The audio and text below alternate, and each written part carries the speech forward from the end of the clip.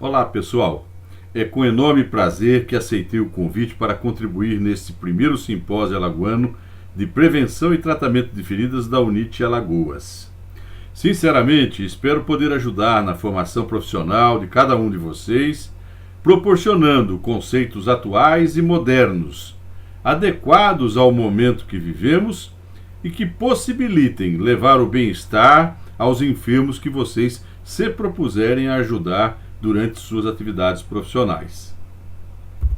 Este evento é organizado pela Liga Acadêmica Interdisciplinar de Feridas e Coberturas da UNIT Alagoas, e eu cumprimento a enfermeira Marina pela dedicação para que esse evento atingisse os seus objetivos.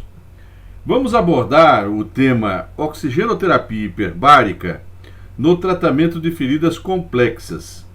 O meu nome é Pedro Henri e eu sou o médico responsável técnico pela Clínica Hiperbárica Santa Casa de Maceió. Vamos iniciar mostrando algumas feridas complexas que tratamos ao longo desses últimos anos, para que vocês possam entender a gravidade das lesões e, ao final, nós mostraremos as evoluções de cada um deles no curso do tratamento. Este caso é de um senhor de 77 anos que há 5 anos apresentou uma erisipela bolhosa na perna esquerda, que evoluiu mal e transformou-se em uma ulceração gigante, infectada e que não resolvia com todos os tratamentos que foram interpostos. Foi, inclusive, proposto ao paciente a amputação do membro. Essa outra paciente apresentava uma úlcera venosa na perna de longa evolução. Apesar de ter se submetido a diversos tratamentos, por 3 anos consecutivos não apresentou melhora. Repare na dermatite ocre, essa mancha escurecida na pele do entorno da lesão, que é uma característica clara da insuficiência vascular venosa. Os traumas agudos de alto impacto geralmente causam muito estrago nos tecidos moles, produzindo lesões extensas e às vezes com perda de tecidos. Neste caso, um homem de 56 anos, atropelado por um ônibus, teve sua coxa desluvada e perdeu parte do recobrimento. Trata-se de um colega médico que fez uma parada cardíaca e ficou 3 meses na UTI para se recuperar. Saiu da UTI com essa gigantesca úlcera por pressão. Repare que os 2 lados das nádegas se comunicavam e ainda apresentavam um túnel que subia cranialmente. A falta de cuidados adequados originou essa lesão.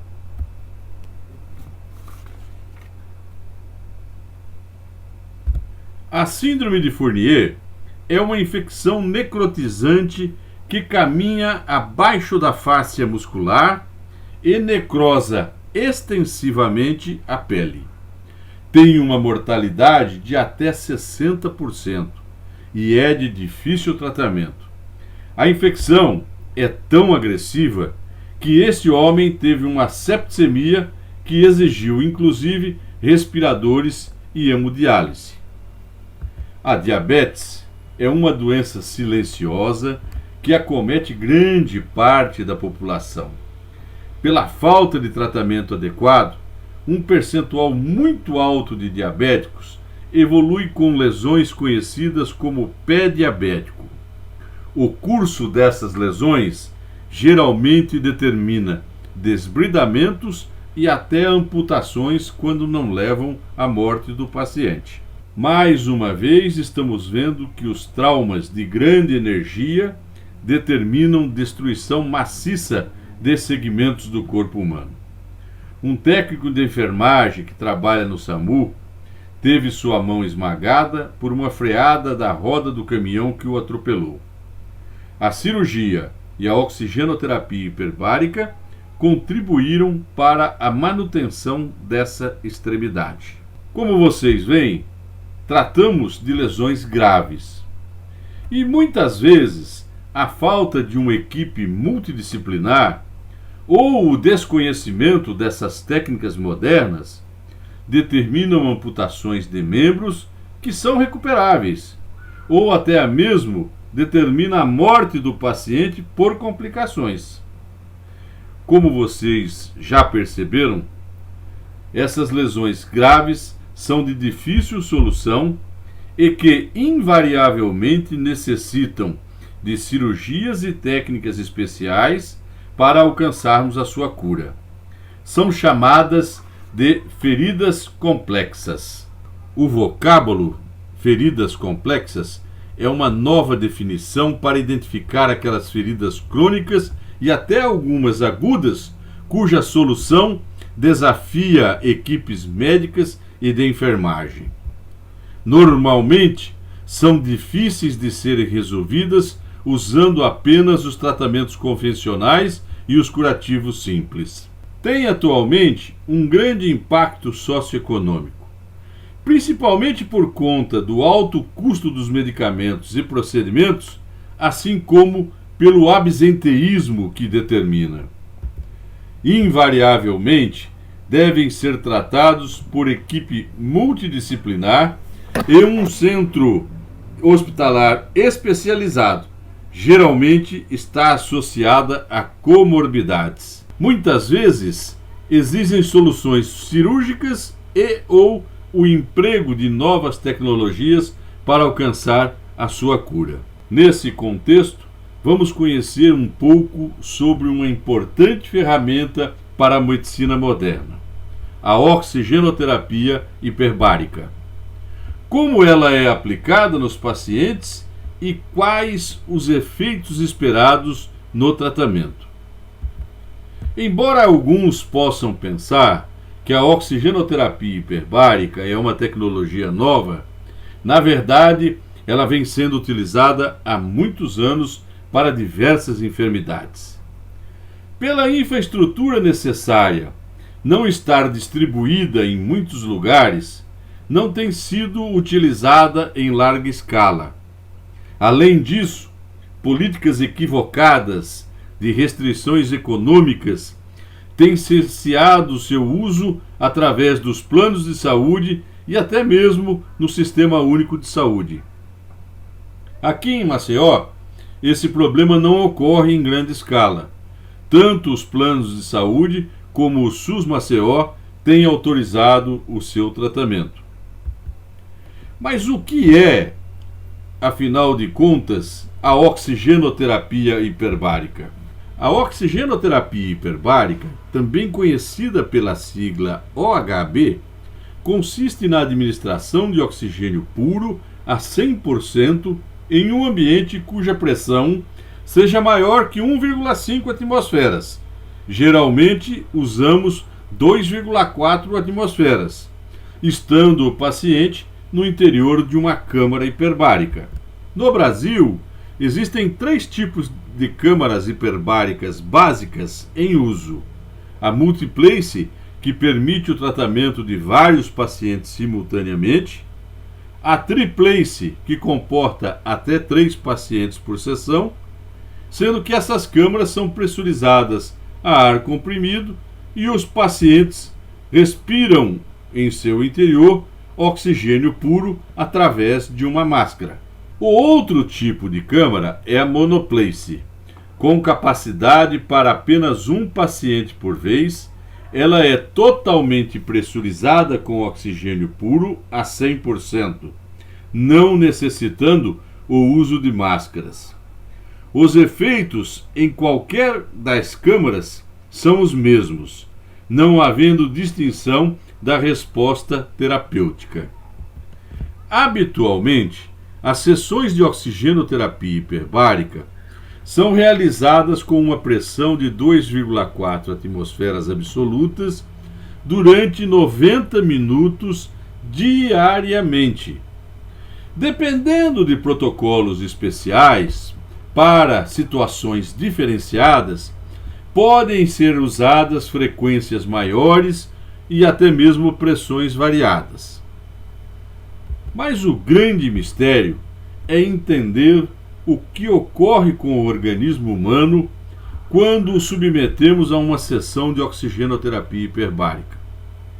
Para entender esses fenômenos, vamos precisar recordar alguns conhecimentos do ensino médio. A primeira coisa que precisamos relembrar é que o ar que respiramos é formado por 21% de oxigênio, 78% de nitrogênio e 1% de outros gases. Vale lembrar também que o oxigênio é absorvido na respiração, passa para o sangue e participa das reações orgânicas, principalmente para a produção de energia, sendo consumido nessas reações. Já o nitrogênio, que é o formador da grande parte do ar, é um gás inerte e não é consumido, permanecendo numa mesma concentração mais ou menos constante. Outro conceito importante é entendermos o que é a camada atmosférica e como foi demonstrada a sua influência sobre tudo que existe na superfície do nosso planeta. Se imaginarmos o nosso planeta Terra como esta bola marrom representada na figura, em seu entorno existe uma camada de ar representada pelo círculo azul claro.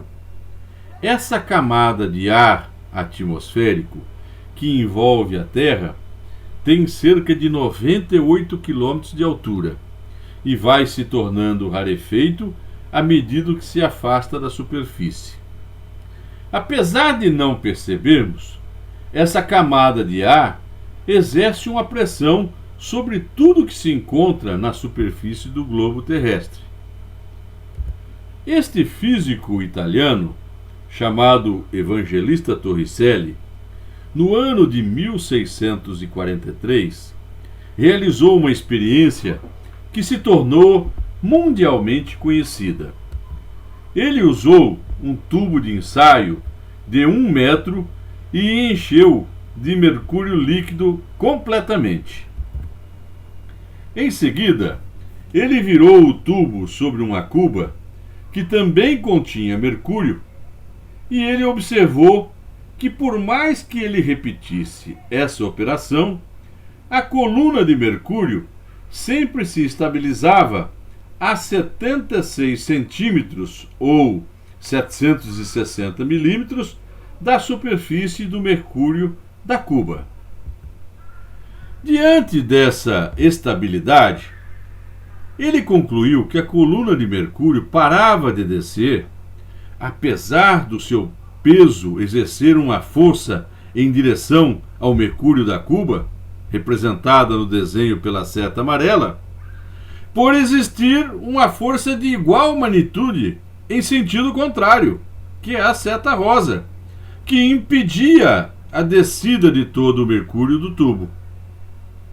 Após meditar sobre o assunto, Torricelli percebeu que essa força contrária ao peso do mercúrio do tubo estaria sendo exercida na superfície do mercúrio líquido da cuba e transmitida para o tubo acima. Finalmente, ele compreendeu que essa força contrária à descida do mercúrio era exercida pelo peso da camada de ar atmosférico que envolve a Terra, e ele acabou denominando essa pressão de pressão atmosférica. Necessitando dar um valor de significância para a pressão exercida pela camada de ar atmosférico sobre qualquer corpo que esteja na superfície da Terra, Torricelli convencionou que uma atmosfera vale 760 milímetros de mercúrio e criou esta unidade de pressão. E assim demonstrou a influência da atmosfera sobre tudo que esteja na superfície do globo terrestre. Assim, a pressão atmosférica depende da altitude do local onde ela está sendo medida, pois, à medida que nos afastamos da superfície do planeta, o ar se torna cada vez mais rarefeito e, portanto, exercendo uma pressão cada vez menor. Assim, ao subirmos uma serra, a pressão diminui. Mas o contrário também é verdadeiro. Ao descer abaixo do nível do mar, quer seja na água ou na própria terra, a pressão também diminui. Agora imaginemos uma jovem correndo em uma praia. Ela está inalando ar atmosférico, que contém 21% de oxigênio. Como ela corre ao nível do mar, está sob a influência de uma atmosfera que vale 760 milímetros de mercúrio, como vimos há pouco. A cada inspiração, a cada movimento em que ela enche o peito, ela inala 21% de oxigênio que está no ar a uma pressão de 760 milímetros de mercúrio. Logo, ela está inspirando uma pressão de 160 milímetros de pressão de oxigênio, que corresponde aos 21% de 760. Esse oxigênio mistura com outros gases na árvore brônquica e passa para o sangue uma quantidade média de 90 milímetros de pressão de oxigênio. Essa é a pressão normal em uma pessoa sadia. Essa pressão parcial de oxigênio é levada pela corrente sanguínea através da hemoglobina para ser distribuído aos diversos órgãos, tecidos e células, mantendo as funções vitais para a existência da vida. À medida que se afasta do pulmão, esses valores vão diminuindo até o sangue retornar novamente ao pulmão e ser reabastecido de oxigênio. Isto posto, já podemos retomar o nosso raciocínio para compreender o que ocorre com um paciente quando o colocamos dentro de uma câmara hiperbárica para uma sessão de oxigenoterapia. Ora, diferente da moça correr na praia, ao colocar o paciente dentro de uma câmara hiperbárica, ela estará respirando oxigênio puro a 100% ao invés de ar, e estará a uma pressão de 2,4 atmosferas ao invés de uma. Essas 2,4 atmosferas correspondem a 1824 milímetros de mercúrio. 2,4 vezes 760 é igual a 1824. Agora, a cada inspiração, a moça está inalando uma pressão parcial de oxigênio a 2,4 atmosferas. Isso equivale a dizer que ingressa na árvore brônquica cerca de 1.800 milímetros de mercúrio de pressão de oxigênio a cada movimento inspiratório que ela fizer. Após um certo tempo dentro da câmara, passa para o sangue, através da respiração, uma quantidade muito grande de oxigênio. E a pressão de oxigênio no sangue pode atingir cerca de 1.800 milímetros de mercúrio. Isto representa cerca de 20 vezes mais o valor normal, que, como vimos, era de 90 milímetros de mercúrio. Essa hiperoxigenação produz uma série de efeitos benéficos no organismo, como veremos mais adiante.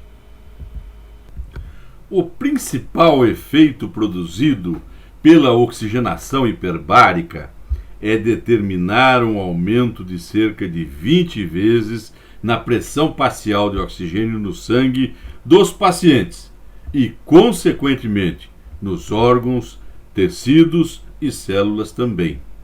A pressão parcial de oxigênio no sangue que sai do pulmão dos pacientes pode alcançar 1.800 milímetros e promover o que chamamos de um estresse oxidativo.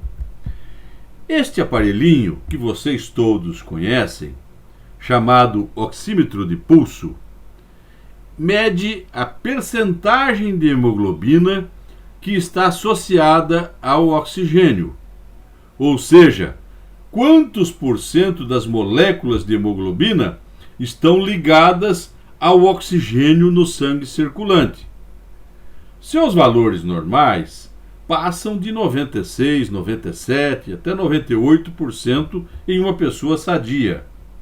Isso quer dizer que quase a totalidade da hemoglobina está ligada ao oxigênio para ser transportado pelo sangue.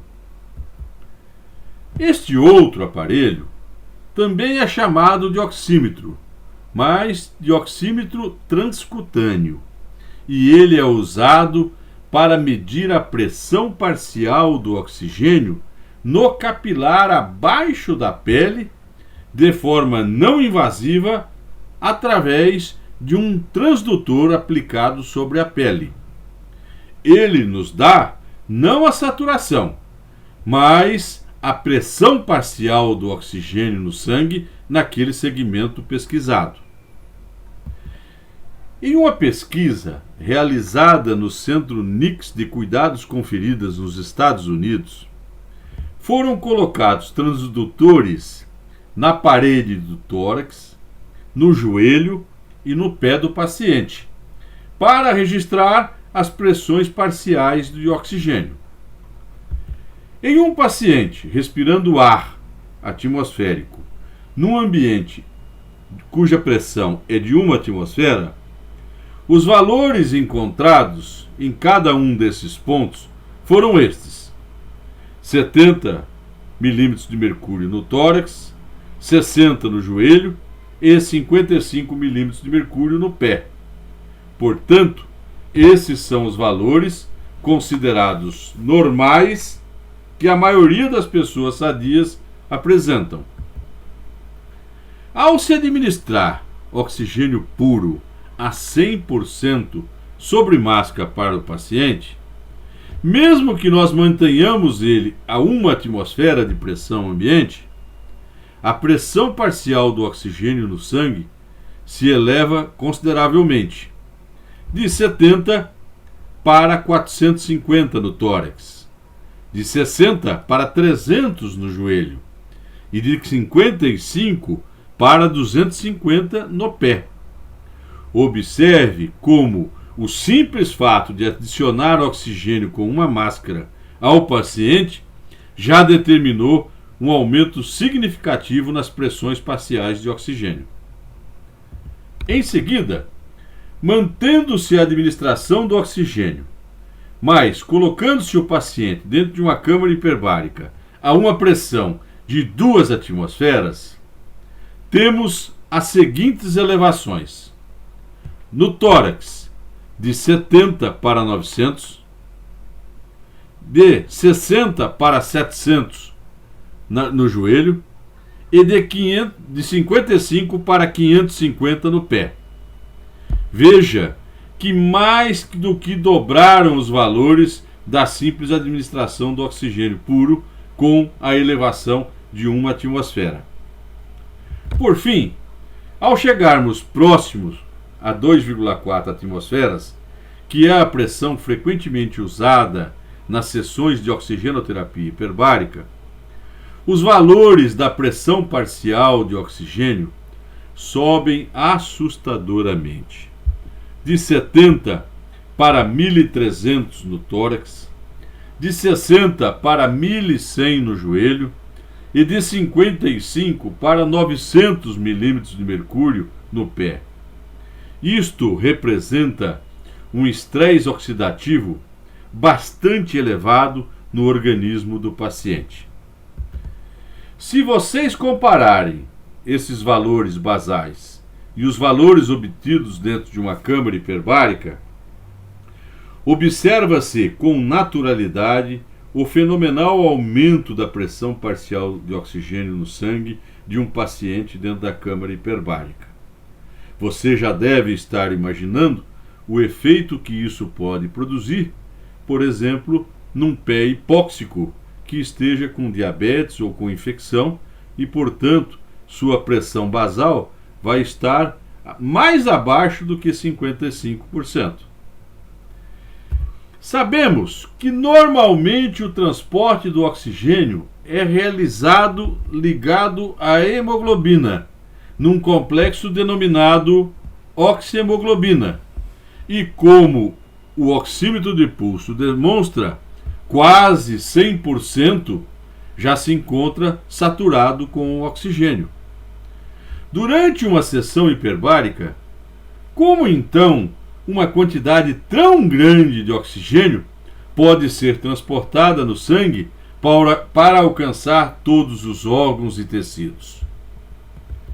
Este gráfico mostra com clareza que, à medida que a concentração de oxigênio no sangue sobe, vai surgindo uma enorme fração dissolvida no plasma na forma livre, sem estar ligado à hemoglobina, representada pela porção amarela do gráfico.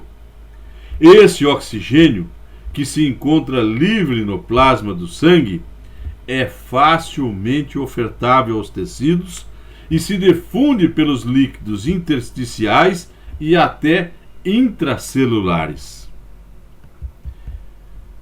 Este vídeo que nós vamos exibir mostra uma experiência de como é possível manter a oxigenação e as condições vitais sobre condições hiperbáricas. Prestem atenção na legenda que está editada abaixo. An experiment, in fact, shows that life without blood is possible under hyperbaric conditions. Pigs breathing pure oxygen at 3 eta are totally exsanguinated. The volume of fluid in their circulatory system is maintained. The absence of erythrocytes makes the pig look very pale, but the oxygen supply is adequate. After reinfusion with their own blood, the pig lived happily ever after.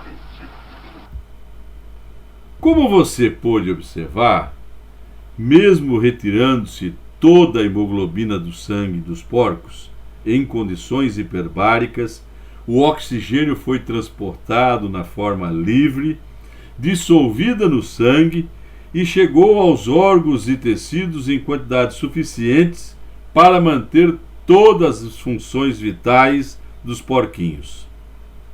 Esse experimento foi chamado de vida sem sangue e demonstrou que o oxigênio, durante uma sessão hiperbárica, é dissolvido no sangue em quantidade suficiente e levado a todos os tecidos, sendo capaz de manter todas as funções vitais adequadas. Outro aspecto interessante diz respeito à difusão do oxigênio no entorno das arteríolas, ou seja, a área que o oxigênio se desloca ao redor das pequenas artérias. O professor Boykin mediu e observou que o oxigênio, em condições normais, alcança até 64 micras de distância no entorno das artérias. Este é o perímetro em que ele se difunde e abastece as células que estão nessas imediações. Enquanto, em condições hiperbáricas, o oxigênio, dada a sua supersaturação, caminha uma distância cerca de 4 vezes maior do que a normal. Desta forma, o oxigênio acaba chegando a regiões do corpo onde, em condições normais, não chegaria. Por esta razão, que regiões hipóxicas sem oxigênio, onde o sangue não está conseguindo chegar, podem ser abastecidas de oxigênio durante uma sessão hiperbárica. Por que esta lesão não cicatriza há mais de 3 anos? Por que o organismo deixou de responder com a cascata de eventos da cicatrização ao chamamento dessa ferida. A cicatrização de outras partes do corpo desta paciente estão inalteradas. Se ela tiver qualquer machucadura, vai fechar, vai cicatrizar, mas esta ferida não responde a esse chamamento. Você já se perguntou o porquê disso?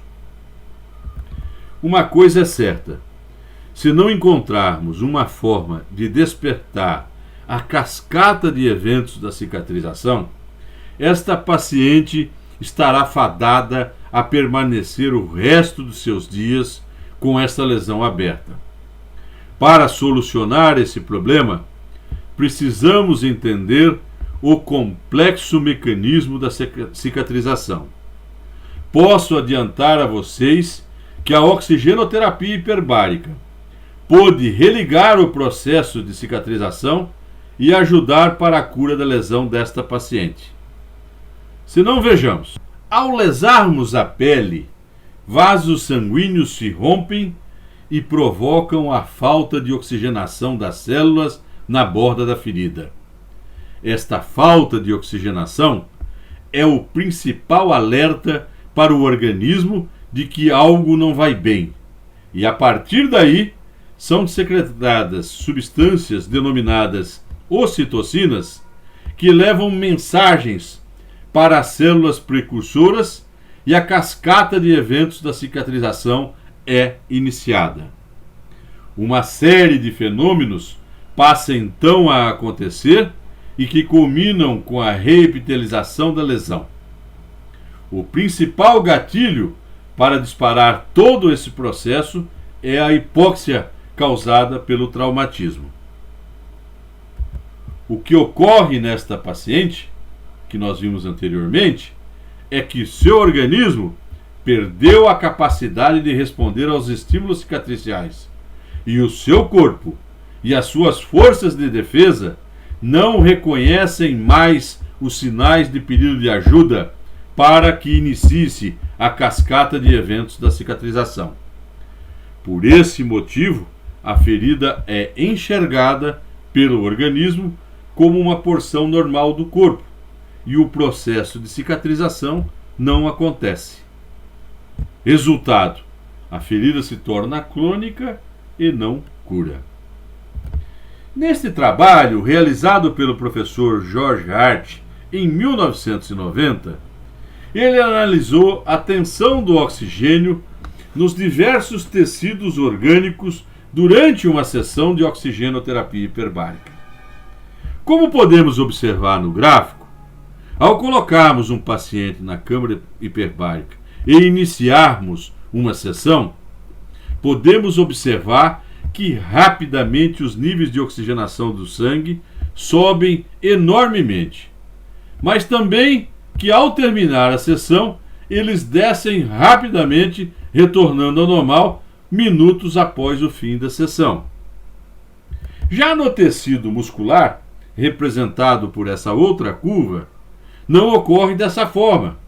Os níveis de oxigenação sobem um pouco mais gradativamente e mesmo ao final da sessão permanecem elevados por vários minutos após. Quando observamos os níveis no tecido celular subcutâneo, percebemos que a subida é ainda mais gradativa e que os valores permanecem horas após a sessão de oxigenoterapia hiperbárica. Ora, quando introduzimos um paciente na câmara hiperbárica, rapidamente seus níveis de oxigenação se elevam. Todos os órgãos, tecidos e células ficam hiperoxigenados. Até aí está tudo bem. A lesão que ele possa conter está hiperoxigenada. Nada de novidade. O organismo está satisfeito e contente. Entretanto, quando retiramos o paciente da câmara, gradativamente os níveis de oxigenação vão decaindo e a lesão volta a ficar hipóxica novamente, diferentemente do período que estava dentro da câmara. Opa! Aí o organismo começa a perceber que a lesão está ficando hipóxica novamente. Esta volta da hipóxica é o gatilho que faltava para o organismo perceber a necessidade de ativar a cascata de eventos da cicatrização. Para esse efeito da hipóxia pós-sessão despertar o processo de cicatrização, damos o nome de efeito compensatório da hipóxia tecidual.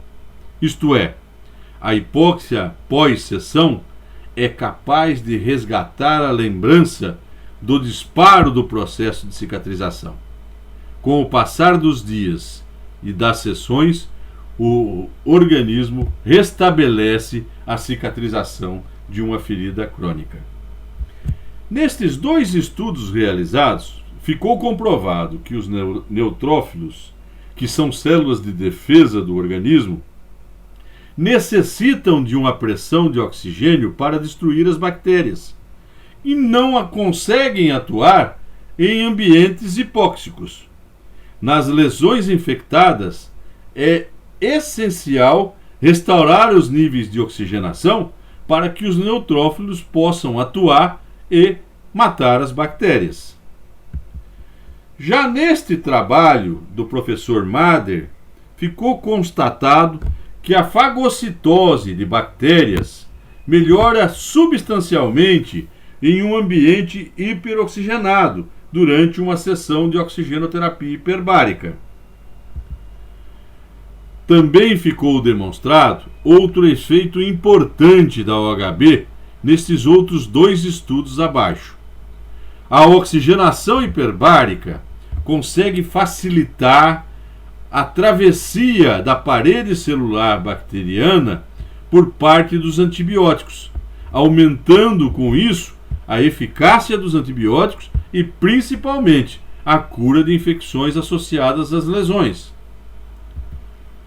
O poder do oxigênio hiperbárico contra o Staphylococcus aureus na osteomielite experimental em coelhos foi tão potente quanto a ação da cefazolina, como ficou demonstrado nesses 2 estudos pelo professor Mendel e Mader.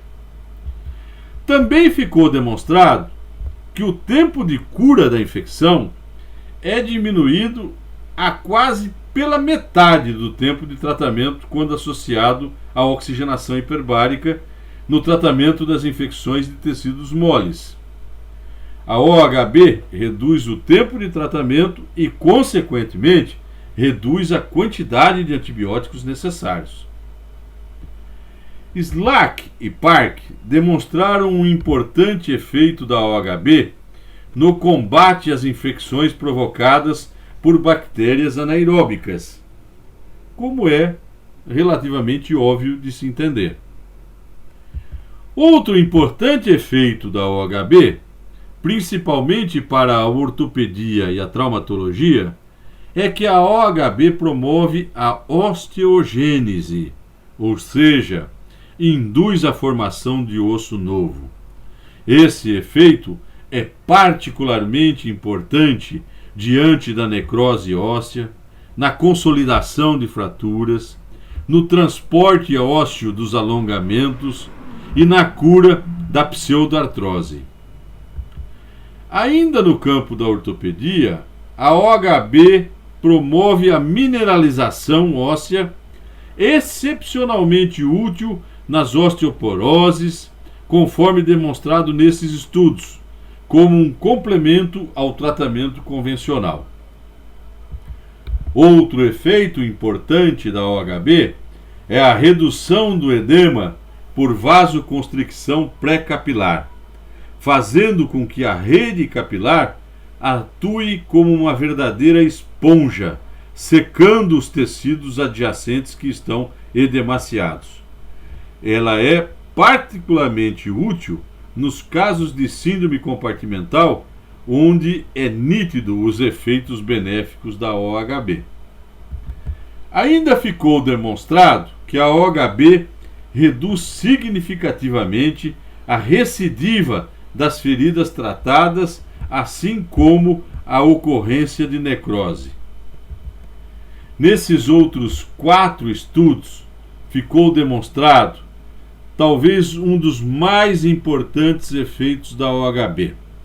A OHB estimula a formação de novos vasos sanguíneos nas lesões e promove a formação do colágeno pelos fibroblastos. Esses dois efeitos atuam diretamente na facilitação da cicatrização das feridas, abreviando sua cura. E repare você que esses dois efeitos se verificam tanto nos tecidos moles quanto nos ossos. Isto posto, apesar de tudo que explicamos aqui, não podemos nos esquecer que a terapia com oxigênio hiperbárico é um tratamento complementar a outras terapias, auxiliando na abreviação do tratamento e na qualidade de vida dos pacientes. Agora que você já aprendeu o que é a oxigenação hiperbárica, assim como os seus principais efeitos que ela determina no organismo, vamos mostrar alguns casos clínicos para você visualizar os desfechos e conseguir consolidar o aprendizado sobre OHB. Lembram-se desse primeiro caso que vimos no início? Apesar de ter sido sugerida a amputação para o paciente, optamos em tratar clinicamente. Gostaria que vocês conhecessem agora a evolução deste caso. Ao associarmos ao tratamento com OHB a colocação de uma bota de Unna, que já havia sido tentada anteriormente, mas sem sucesso, nosso objetivo foi ajudar a reduzir o edema da perna do paciente. Repare na fotografia que apenas após 17 sessões, o aspecto geral da ferida e o linfedema que estava associado já haviam melhorado substancialmente. E não se esqueçam também de lembrar que era uma lesão que não apresentava evolução satisfatória havia 5 anos.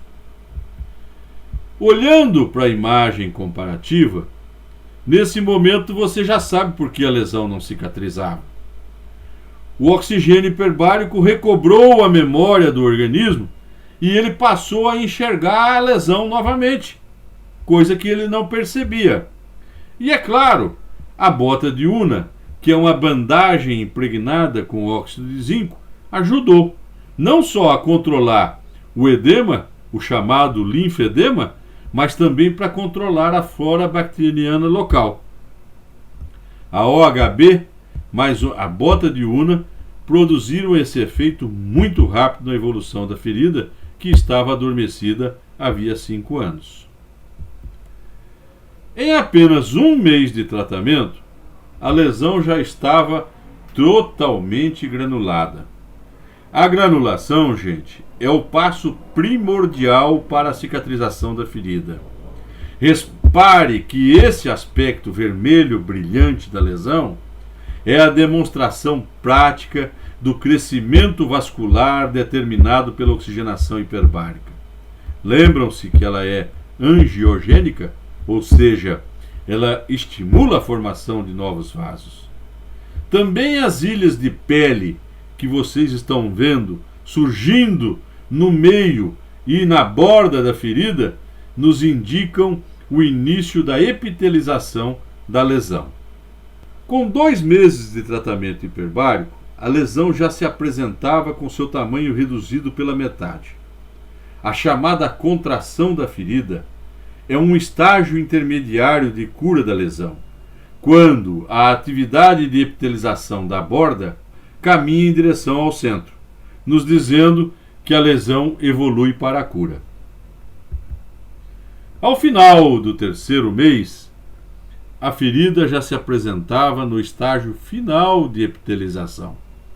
Estávamos chegando ao fim de uma extenuante viagem de mais de 5 anos de evolução, de insucessos e perda da qualidade de vida pelo paciente.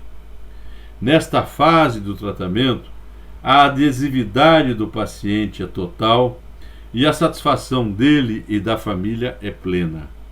O resultado está aí para ser olhado.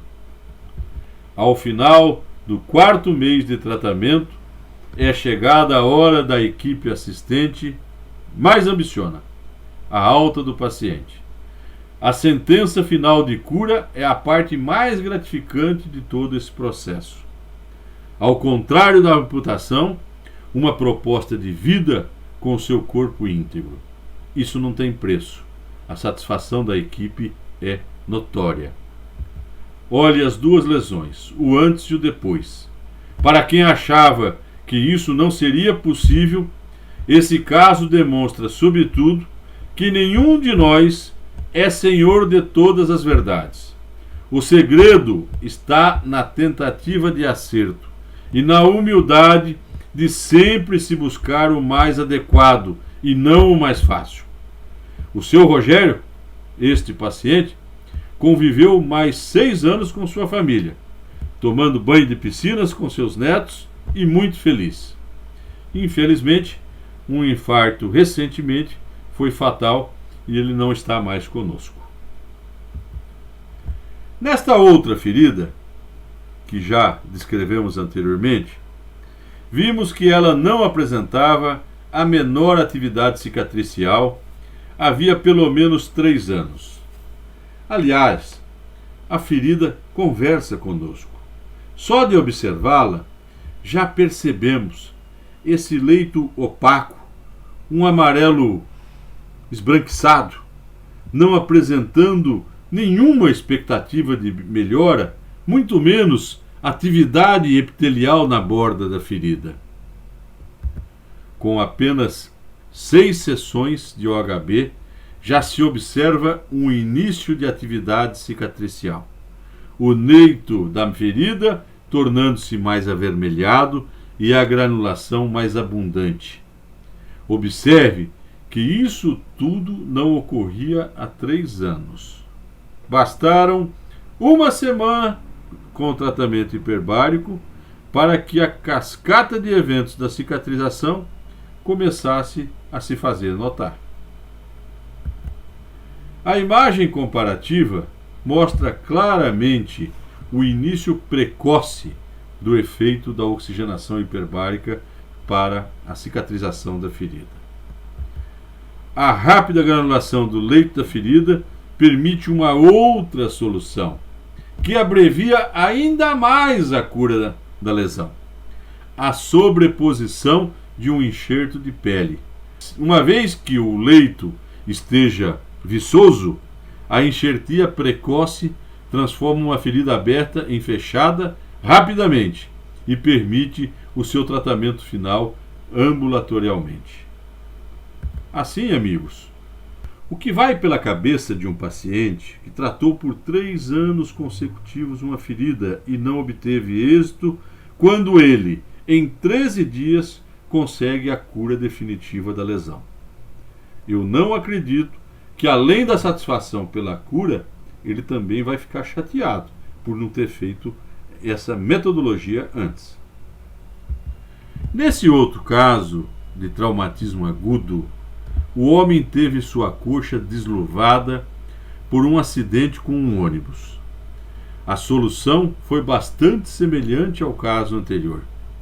Iniciado o tratamento hiperbárico precocemente, reduz-se o edema do trauma, controla-se melhor o surgimento de infecção secundária e inicia-se rapidamente o processo de granulação. Assim o é que, após apenas 9 sessões, já foi possível fazer a enxertia de pele, apesar da grande extensão da área descoberta da lesão. Com apenas 22 dias de tratamento, a lesão está praticamente recoberta, com a superfície quase fechada, e o paciente pronto para receber alta hospitalar. Observe como uma lesão extensa, com perda do revestimento cutâneo em grande extensão, com o auxílio da oxigenação hiperbárica, pôde ser transformada em uma lesão fechada e cicatrizada em apenas 22 dias. Lembram-se do colega médico que esteve na UTI por vários meses?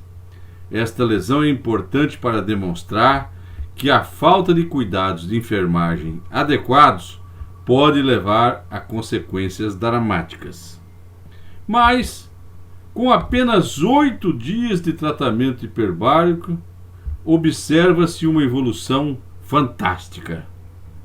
Comparando-se as imagens, lado a lado, a gente percebe o salto de qualidade que a lesão deu em uma semana. A coloração, a contração, a eliminação dos tecidos inviáveis, a atividade de borda, enfim, todos os sinais de uma melhora substancial. Parece que a lesão conversa com a gente dizendo que está se curando. Ao final de um mês, a lesão já reduzia sobremaneira o seu tamanho e a profundidade. Sem falar na qualidade do leito e dos tecidos adjacentes. É impressionante a evolução benigna desta lesão. No final do segundo mês, já era uma lesão de pequena monta, sem grande significância. E no final do quarto mês, só restava uma cicatriz retraída.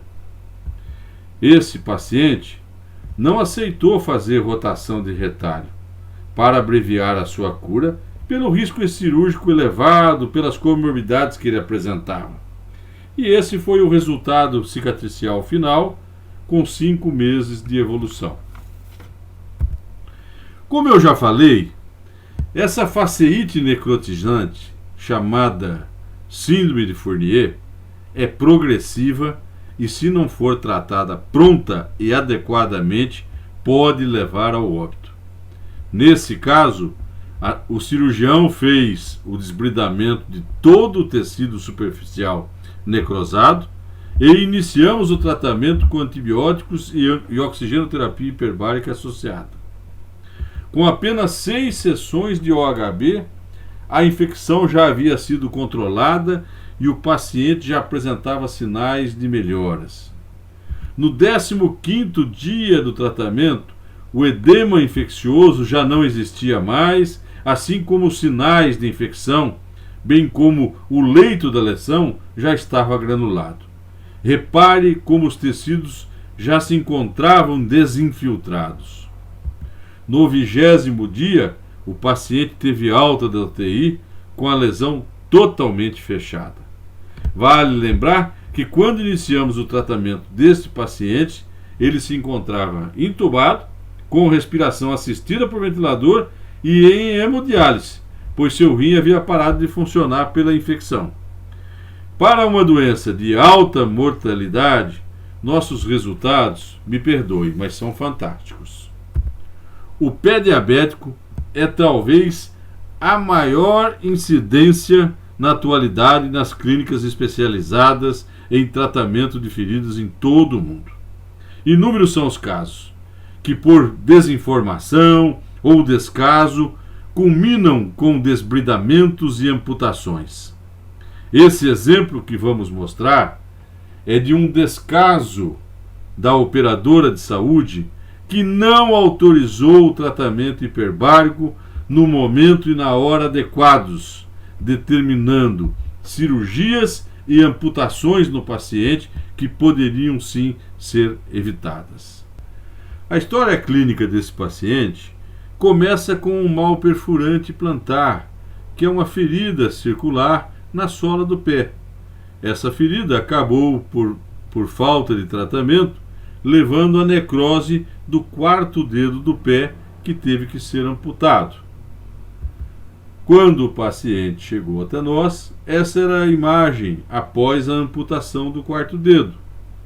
Repare que nesse momento foi solicitada a autorização do plano de saúde para tratamento desse paciente, para promover o fechamento e a cicatrização da lesão, impedindo qualquer progressão nela. Entretanto, não foi autorizado pelo plano. Os demais dedos estavam viáveis e preservados. Por razões de economia, a operadora não autorizou o tratamento com oxigênio hiperbárico. Apenas 3 semanas após, a área de necrose tinha aumentado assustadoramente e o médico assistente do paciente desbridou novamente e encaminhou para uma nova avaliação da equipe hiperbárica. Repare que o terceiro dedo já apresentava início de necrose, mas o quinto dedo ainda estava íntegro. Novamente, por razões econômicas, o plano negou o tratamento hiperbárico ao paciente. Alguns dias após, a necrose progrediu e, além de comprometer definitivamente o terceiro dedo, atingiu também o quinto dedo. Novamente foi produzida uma nova solicitação de autorização, sendo negado pela terceira vez consecutiva pelo plano. 30 dias após a última avaliação, o paciente retorna na nossa clínica com o terceiro e quinto dedos já amputados e a ferida desbridada, com autorização do plano para iniciarmos o tratamento hiperbárico e promover o fechamento da ferida, como se isso fosse trazer os dedos de volta.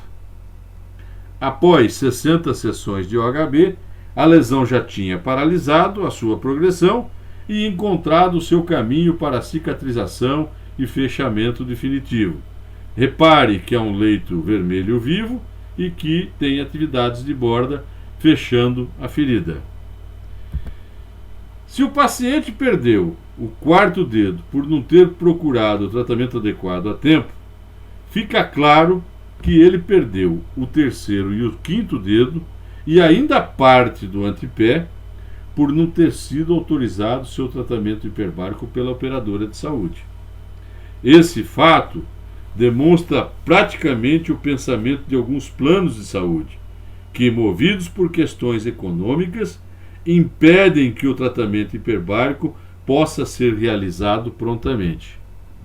Por outro lado, também está claro que a OHB pode interromper o processo progressivo de necrose da lesão e paralisar o avanço da gravidade das feridas, quando aplicado no momento anterior à necrose, que representa a morte em definitivo do tecido. Deixei por último para vermos este caso de um colega de trabalho que é técnico do SAMU. Atropelado por um caminhão, teve sua mão direita estraçalhada pela freada que ocorreu em cima da mão dele. Em muitos serviços médicos, que se desconhece os benefícios da oxigenação hiperbárica, essa mão seria amputada de pronto. Entretanto, a equipe de cirurgia de mão, junto com a equipe hiperbárica, optou pela reconstrução. Alguns minutos após a reconstrução cirúrgica, ainda no centro cirúrgico, a mão já apresentava sinais de sofrimento, com extensas áreas escurecidas, indicando claramente que muitos vasos tinham sido rompidos e que grandes porções de recobrimento estavam em hipóxia clara. No quarto dia pós-operatório, já era evidente que grande parte do recobrimento iria se perder e que seria possível estabelecer ali um processo infeccioso. Nesse momento, já fazíamos a oxigenação hiperbárica desde o terceiro dia. A necrose superficial, já esperada, foi surgindo e mostrando que o trabalho seria difícil. A superfície palmar foi a mais exposta, mas o restante caminhava bem. A conduta foi então expectante. Ao final do primeiro mês de tratamento, a lesão, agora desbridada, apresentava sinais internos claros de viabilidade, com pontos de sangramento, e o paciente estava clinicamente bem. Com quase 40 sessões de OHB, a superfície palmar se encontrava já enxertada e com pega de toda a superfície do enxerto, e permitiu ao paciente partir para a acentuação da fisioterapia reabilitadora. Repare que a perda foi de apenas a falange distal do quinto dedo. Com a ferida fechada e totalmente cicatrizada, chegamos ao fim do ciclo do tratamento hiperbárico. Só alegria pelo sucesso do tratamento em toda a equipe e também no paciente. Este vídeo que vamos mostrar, que eu recebi quando da alta do paciente, sintetiza toda a satisfação que sentimos nesse caso. Ao invés de uma mão esfacelada e amputada dentro de um balde em um centro cirúrgico, aguardando para ser descartada, temos uma mão funcionante em um ser humano que ainda haverá de produzir muito em sua vida e quem sabe ajudar a salvar outras pessoas que, como ele, tiveram a chance de uma tentativa de resgate bem-sucedida. Para finalizar, quero ressaltar para vocês que quase a totalidade dos pacientes que se submetem a um tratamento hiperbárico declaram estar satisfeitas por terem realizado o tratamento. É um índice de satisfação muito elevado, o que deixa toda a nossa equipe de profissionais muito gratificados pela contribuição que prestamos a esses pacientes. Quero agradecer a vocês pela paciência que tiveram em participar desta videoaula conosco. Da minha parte, sinto-me honrado de poder ter contribuído com algumas informações que possam ser úteis ao longo da vida profissional de cada um de vocês. Esses são os meus contatos. Se puder ser útil em algo, estarei sempre à disposição. Um grande abraço e até uma próxima oportunidade.